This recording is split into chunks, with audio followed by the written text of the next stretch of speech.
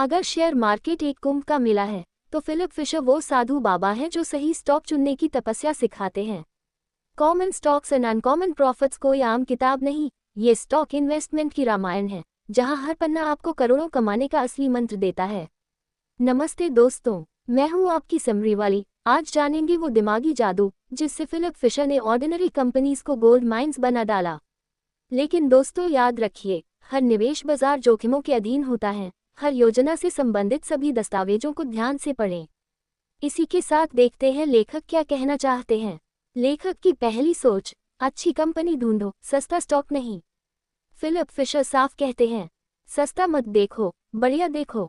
मतलब कंपनी ऐसी होनी चाहिए जो आने वाले सालों में धुआंधार ग्रोथ कर सके, न कि बस अभी डिस्काउंट में मिल रही हो। जैसे शादी के लिए सिर्फ दहेज देखकर हाँ करने वाले लोगों का हश्र कैसा होता है, वैसे ही सिर्फ सस्ता स्टॉक देखकर इन्वेस्ट करने वाले का पोर्टफोलियो मातम में बदल सकता है। फिशर का मानना है, एक दमदार बिजनेस में निवेश करो जो नया इनोवेशन करे, मार्केट में लीडर बने और साल दर साल मुनाफा बढ़ाए। अगर कंपनी का बिजनेस मॉडल बुलेट ट्रेन है, तो शेयर प्राइस भी धीरे धीरे उसी रफ्तार से उड़ जाएगा। लेखक की दूसरी सोच, स्कूटर नहीं रॉकेट चाहिए, ग्रोथ कंपनियां ढूंढो। फिशर कहते हैं, इन्वेस्ट वही करो जो ग्रोथ कंपनीज हों। ऐसी कंपनियां जो आज तो छोटी हैं, पर कल के बड़े दिग्गज बन सकती हैं। जैसे एक टाइम पर इन्फोसिस और विप्रो थी, छोटे दफ्तर से शुरू होकर आज के बादशाह बन गईं। ऐसी कंपनियों की पहचान कैसे करें? उनका प्रोडक्ट या सर्विस तेजी से लोगों के दिल दिमाग में बसता हो, उनका मैनेजमेंट फॉरवर्ड थिंकिंग हो, वे खुद को बदलने और बड़ा करने का दम रखती हों।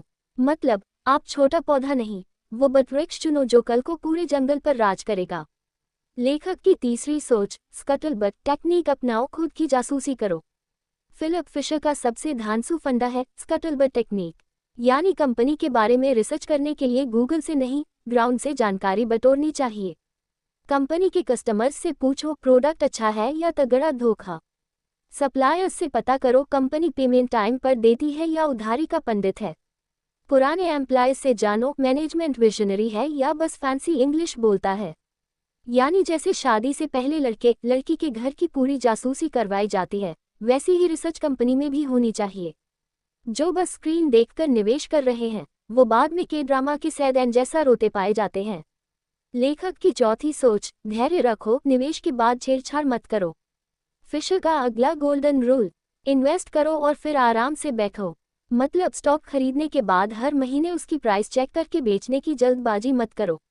अच्छी कंपनी समय लेती है फल देने में। आज लगाए आम के पेड़ से कल ही आम नहीं टूटेंगे, वही लॉजिक स्टॉक्स में भी लगता है।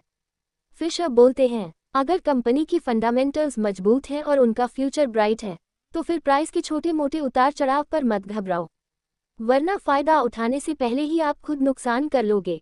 जैसे क्रिकेट में अच्छे बल्लेबाज को टिकने के लिए टाइम चाहिए, वैसे ही अच्छी कंपनी को ग्रो करने का टाइम देना जरूरी है। अब तक की सीख अच्छी लग रही है ना? तो भाई बहन जल्दी से लाइक करो, शेयर करो और सब्सक्राइब भी कर दो। कमेंट में बताओ आपने कौन सी कंपनी में धैर्य से इन्वेस्ट किया और क्या रिजल्ट मिला। मजेदार किस्से सुनने का इंतजार रहेगा। लेखक की पांचवी सोच, गलतियां मानो, गलत स्टॉक में फंसे तो निकालो। फिलिप फिशर बड़े प्यार से एक कड़वा सच बताते हैं, हर बार हम सही नहीं होते। अगर आपने किसी स्टॉक में इन्वेस्ट किया और बाद में लगा कि उसकी ग्रोथ बंद हो गई है, मैनेजमेंट डगमग हो गया है या बिजनेस ही बासी हो गया है, तो दिल छोटा मत करो, सीधा बेचो और निकलो। क्योंकि उम्मीद पे दुनिया कायम है, लेकिन पोर्टफोलियो नहीं। बहुत सारे लोग शायद सुधर जाए के चक्कर में खराब स्टॉक पकड़कर बैठ जाते हैं और फिर पूरा पोर्टफोलियो आईसीयू में पहुंच जाता है।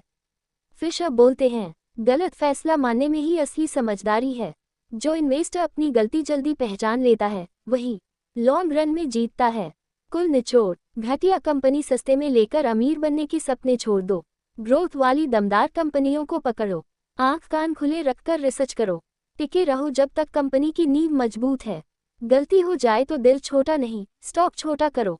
फिलिप फिशर की सीख बिल्कुल वही है जैसे पुराने जमाने के पंडित जी सिखाते थे, धैर्य रखो पर आंखें बंद मत करो। अगर आप भी शेयर बाजार में सफल लंबी पारी खेलना चाहते हैं, किताब पढ़नी है तो डिस्क्रिप्शन में लिंक है। आज ही अपनी फाइनेंशियल जर्नी को ग्रोथ इंजन दो। अलविदा, अगले समरी में मिलते हैं एक और नई किताब, नई मस्ती और नई सीख के साथ।